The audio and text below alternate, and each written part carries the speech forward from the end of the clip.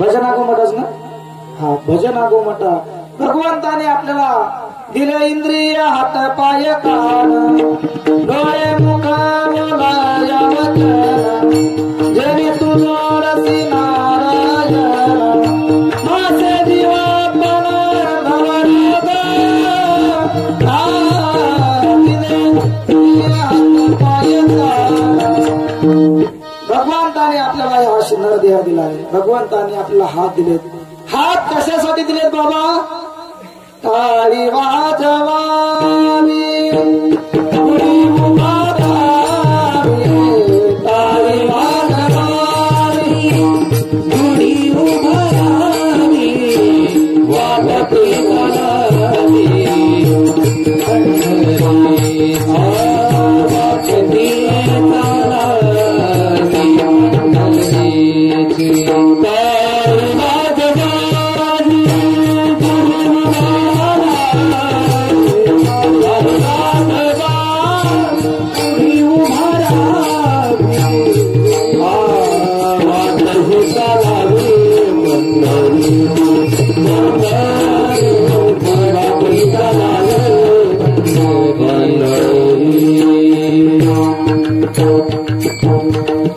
भगवंताने हात दिले, टाळी वाजवण्यासाठी दिलेत. पाय कशा दिलेत? तीर्थयात्रा करण्यासाठी दिलेत. मुख कशासाठी दिले? भगवंताचं नामस्मरण करण्यासाठी दिले. प्रत्येक इंद्रियाला प्रत्येक वेगवेगळं काम दिले भगवंताने. पण पहा, ऐका राजांनो, ऐका दादांनो, हे इकडे बघा रे, ऐका. आपल्याला पैठण जवळ नाथ बाबांचं कीर्तन चालायचं. कीर्तन चालत असताना एक ज्याला हात नव्हते, ज्याला पाय नव्हते, फक्त आणि फक्त वंडक्यासारखा देह होता, असा कीर्तन येऊन बसायचा आणि कीर्तन ऐकायचा नाथ बाबांचं. कीर्तनात ऐकल्यानंतर नाथ बाबा वर्णन करायचे कुठलं? पंढरपूरचं. ऐसी चंद्रभागा ऐसे भीमा तीर, ऐसा विटेवर देव कुटे. रोज भगवान परमात्म्याचं वर्णन चालायचं. भगवान परमात्म्याचं वर्णन चालल्याच्या नंतर त्या कुर्मदासाला, ज्याला हात नाही, ज्याला पाय नाही, वंडक्यासारखा देह, तो ऐक बसल्या बसल्या पडल्या पडल्या ऐकायचा. अरे, ज्याला हात नाहीत त्याला हात देतो, ज्याला पाय नाहीत त्याला पाय देतो. आणि रोज ऐकायचा. एक दिवस कुर्मदास नाथ बाबांकडे, नाथ बाबा, मला पंढरपूरला जायची इच्छा आहे. आता वारी जाणार आहे तुम्ही, मला जाताना घेऊन जा. थोडे कोकण करायचं. ठला विठाला विठाला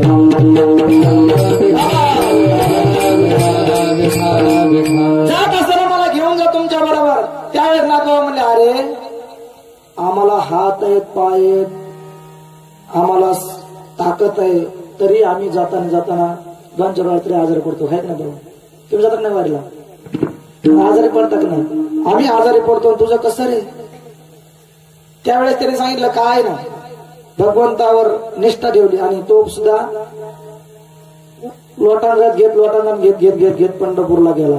त्याने त्याच्या जीवनाचं सार्थक करून घेतलं. कोणी? कुर्मदासानं. तर आपल्याकडे तर सगळं आहे महाराज, आपण करतोय का ते? मगापासून मी सांगतोय, टाळी वाजवा, टाळी वाजवा, भजन करा, भजन करा. जाऊ द्या, माझंच काय. आतापर्यंत किती आले? 13 वर्षात 13 वर्षात किती आले? किती तुम्ही वाटायला लावले? त्यांनी सांगितलं, तुम्ही ऐकलं नाही आणि ऐकणार सुद्धा. धन्य माता पिता तया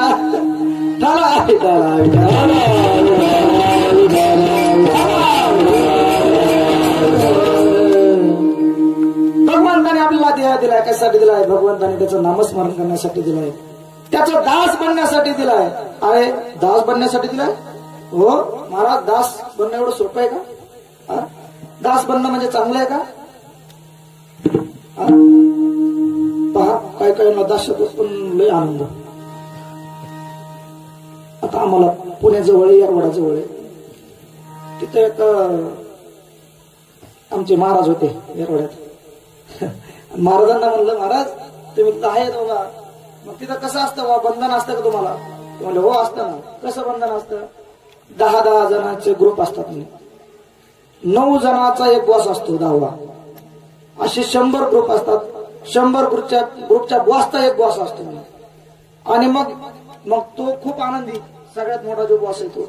मग त्याला विचारलं, बाबा तू या बंधनात आहेस, या दास होणं म्हणजे काय, बंधनात राहताना तू कुठपर्यंत फिरू शकतो, तू खूप आनंदी, कुठपर्यंत जाऊ शकतो. त्यांनी सांगितलं मुख्य गेट पर्यंत, त्याच्या बाहेर नाही. मग मला सांगा, दास होणं चांगलं का वाईट? बाबा कसं वाईट? दास होणं चांगलं का वाईट? बोला बोला बोला, पटकन बोला. दास होणं वाईट. पहा, महाराजांनी सांगितलं बघा, व्यासांचं एक सुभाषित आहे, काय, जीवंतोपी मृत पंच व्यासेन परिकर्तितः. पुढं काय, दरिद्रो व्याधितो मूर्ख प्रवासी नित्य सेवक. दरिद्रीय जिवंत असून मेल्यासारखं, व्याधी म्हणजे आजारी, पुढं मूर्ख, पुढं आणि शेवटी दास. हे जिवंत असून मेल्यासारखे. मग दास होणं चांगलं का वाईट? चांगलं. कायच विठाला विठाला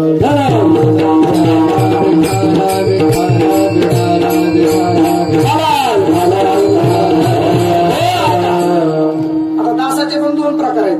काही दास निरपेक्ष आहेत आणि काही स्वार्थपोटी अपेक्षित दास. आता दास कोणत्या दासाचं चांगलं बाबा ते सांगते मी तुम्हाला. एक जण सालाने राहिला, सालाने राहिलाय, पेरणीचा पाऊस पडलेला आहे, मस्त जून महिना सुरू झाला आहे, 7 जूनला पेरणी पाऊस पडलेला आहे, सण झाला. आणि त्याने काय केलं, ते काय म्हणते तुमच्याकडे वकर का काय आहोत काय, हा वकर घेतलं, टिपण घेतली, पेरणीचं सगळं सामान घेतलं, 1 टन घेतलं, 2 बैल घेतले आणि गेला शेताकडे चालला. त्यावेळेस मला काला पण काय कुठे आला, काय नाही म्हणे, आता पाऊस पडलाय, पेरणी दिवस आहे, आता मी पेरणी निघालो. त्यांनी सांगितलं नाही, हे सगळं घरी ठेव आणि काय कर, पाळी घाल. काय सांगितलं, पाळी घाल. आता मला सांगा, त्याला मनात इच्छा असून त्याला त्याच्या मनासारखं वागता येतंय का?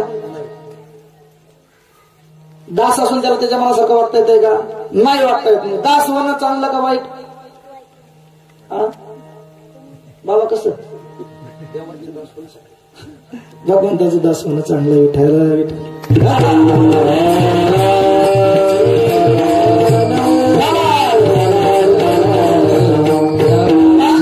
व्यास महाराज म्हणतात की दरिद्र जिवंत असून मेल्यासारखं, दरिद्री माणूस.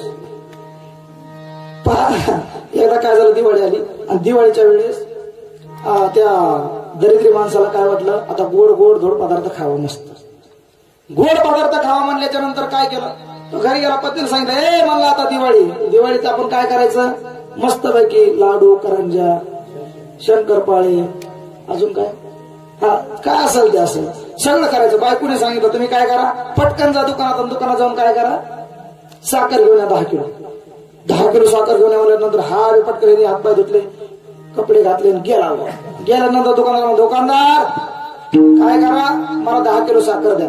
साखर द्या म्हणल्यानंतर दुकानदाराने काय केलं, मागची वही चाळली, म्हणजे अरे तू पहिलीच उधारी दिली नाही, तुला कायची साखर द्यायची, साखर देऊ शकत नाही म्हणल्यानंतर त्याने काय केलं, असं खिशात घातला, डायरेक्ट खाली हात आला असा का. हे ज्यावेळेस दुकानात घेतं ना, कापडाचं दुकानात घ्यायला, त्यावेळेस त्याच्याकडे 10 रुपये कमी पडले. त्या दुकानदाराने काय केलं, 10 रुपयाचं कापड कमी दिलं, टेलरने खिसा तसा ठेवला, शिवलाच नाही.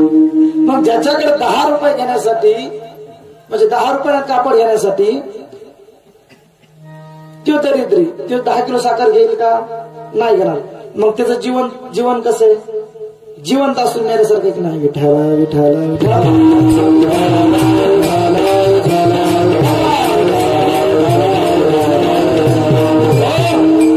दुसरा व्याधी म्हणजे आजारी.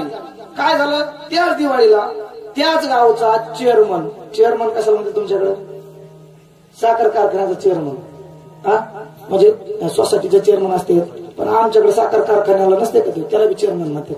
मग ते चेअरमनची इच्छा झाली आपल्याला गोड खायचं. त्यांनी त्याच्या बायकोला सांगितलं, कारण की त्याच्या घरात तर गंजच लागली होती ना, काय म्हणत त्याला, थप्पी लागली होती साखरेची. त्यांनी सांगितलं, म्हणलं आता आपल्या दिवाळीला सगळे नातवंड हे ते सगळे इकडे तिकडे गेले, ते सगळे आलेत, काय करायचं तू काय कर, सगळे गोड पदार्थ बनव.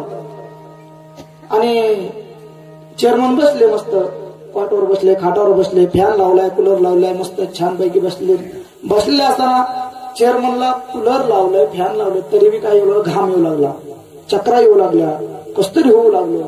मग पटकन काय केलं, मुलांनी घेतलं, चेअरमनला दवाखान्यात घेऊन गेले. दवाखान्यात गेल्यानंतर तपासण्या केल्या, गोळ्या औषध दिल्या, सलाईन लावलं, सगळ्या गोष्टी केल्या. 3 तासानंतर सुट्टी झाली आणि डॉक्टरने जाता जाता सांगितलं, चेअरमन साहेब आता तुम्ही गोड खाल्लं की साखर आहे तिकडची तुमच्या 10व्याला बुंदी करायला उपयोगात येईल. काय सांगितलं, तुमच्या घरची जी साखर आता जर गोड खाल्लं, ती साखर खाल्ली तर तुमच्या 10व्याला उपयोगात येईल. मग चेअरमन घरी आले, पत्नीने सांगितलं, चला लवकर तुम्ही हातपाय धुवून घ्या, जेवायला बसून घ्या.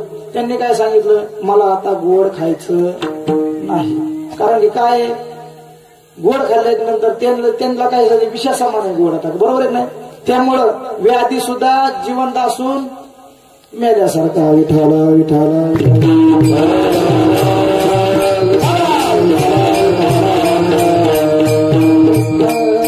आता मूर्ख, तिसरा मूर्ख माणूस. मूर्ख कोणाला म्हणायचं, मूर्ख काय झालं, एका गावात एका माणसाला काय कोणी पण मूर्ख मूर्ख म्हणायचं. काय म्हणायचे, मूर्ख. वैतागून ते काय म्हणायचं, गावाला सोडून द्यायचं आणि आपण दुसऱ्या गावात जायचं. महाराज उन्हाळा होता, उन्हाळ्याच्या दिवसात गेला नदीने गेल्याच्या नंतर गंगाने, तुमच्याकडे काय म्हणतात नदी, गंगाने गेला आणि गंगामध्ये काय करतो, लोक हिरे खांदायचे बरोबर, हिरे खांदायचे पाणी नेण्यासाठी. आणि काही महिला झरे हिरे काय असेल ते, काही महिला यायच्या तिथून पाणी घेऊन जायच्या. ह्याने बघितलं, अरे आपले पाय खूप, आपण काय करू आता, जाऊन मस्त पैकी तिथं पाय धुवून घेऊ. हे गेला आणि त्या झऱ्यामध्ये पाय सोडून बसला.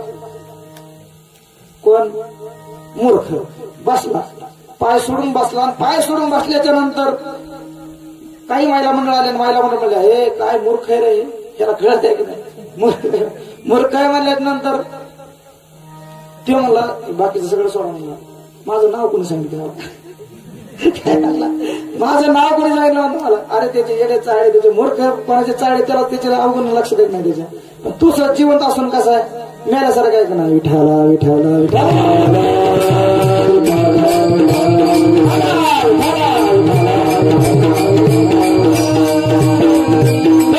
जिवंत असून मेल्यासारखा आहे मूर्ख सुद्धा. आता प्रवासी एकदा काय झालं, सकाळी एका संभाजीनगर, छत्रपती संभाजीनगरला जायचं होतं. इथून सकाळी 7 वाजता गाडी होती. त्यांनी 6:30चा अलार्म लावला, 5:30चा लावला, पण मोबाईल वाजलाच नाही. 6:30लाच जागा आली त्याला. पटकन उठला, तसंच आंघोळ केली, बॅग घेतली आणि परत स्टँडवर गेला. स्टँडवर जातोय का नाही का, गाडी स्टँडच्या बाहेर निघाली होती. स्टँडच्या बाहेर निघाल्यानंतर हिने हात दिला, अडवली, जाऊन बसला आणि प्रातःविधी सकाळी झालीच नव्हती. मग थोड्या वेळाने पुढे गेल्याच्या नंतर, तुमचा रस्ता असा भयानकच आहे, मग अशा रस्त्यामध्ये त्याला आली 2 नंबर. आता ह्याने किती विनवण्या केल्या, सुपरफास्ट गाडी होती. मग तो प्रवासाला त्याच्या मनासारखं वागता येत आहे का, नाही का, तो प्रवासात आहे ना, तर मग तो कसा आहे, जिवंत असून मेल्यासारखा विठाला विठाला विठाला.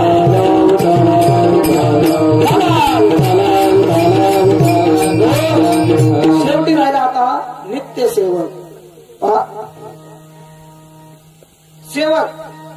सेवक जिवंत असून मेल्यासारखा कसा सांगतो.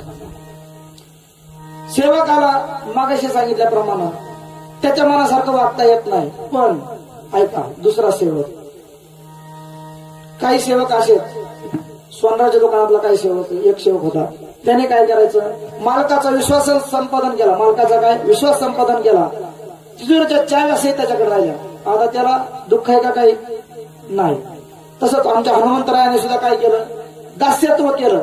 आणि काय केलं, दास्यत्वानी